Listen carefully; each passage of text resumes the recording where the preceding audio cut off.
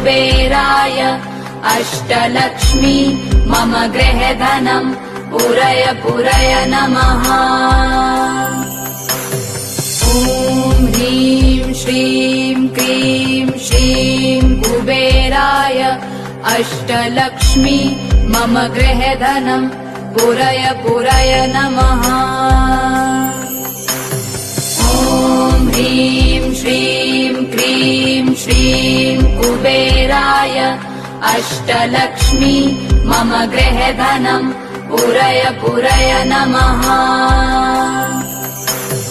ॐ ह्रीं श्रीं क्रीं श्रीं ॐ ह्रीं श्रीं क्रीं श्रीं कुबेराय अष्टलक्ष्मी मम गृहधनम्